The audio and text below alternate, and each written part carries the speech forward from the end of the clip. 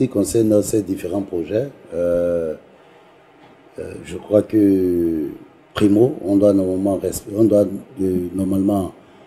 remercier l'ambassade de la France pour cet intérêt à notre pays, tout simplement parce que en 92, nous avons eu un événement qui vraiment a fait déplacer, disons pratiquement le monde entier en ce qui concerne WIDA 92.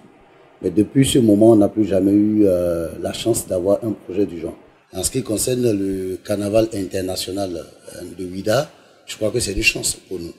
C'est une chance pour nous tout simplement parce que nous avons à nos côtés l'ambassade de la France qui est en train d'accompagner ce projet qui, vu les préparatifs que nous avons déjà eus par rapport à ce projet, va drainer du monde.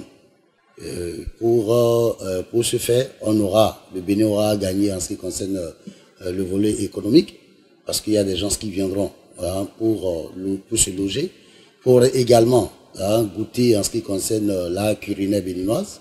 Il y aura également la culture béninoise en ce qui concerne le vaudou, le kaleta et tout ce qui concerne la culture béninoise qui sera vraiment mise en œuvre.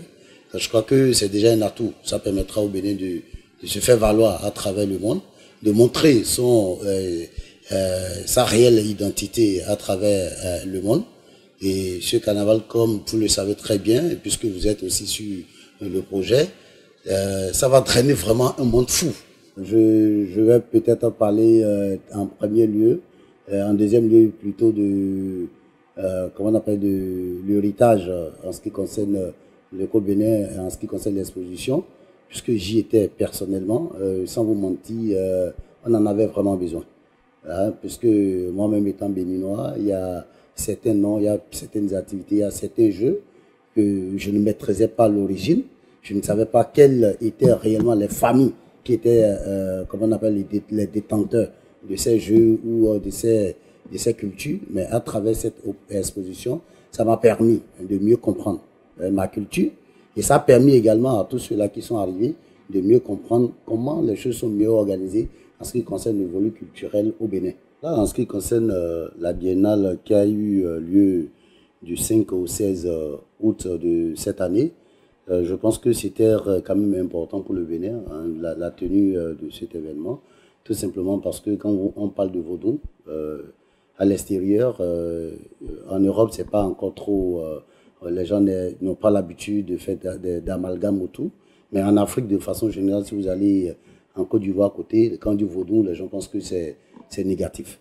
Le vaudou n'est pas négatif. C'est la raison pour laquelle moi j'ai vraiment apprécié l'initiative, parce que ça a permis aux scientifiques d'aller à la source réelle du vaudou et mener réellement des réflexions là-dessus pour permettre au monde de comprendre que le vaudou n'est pas négatif.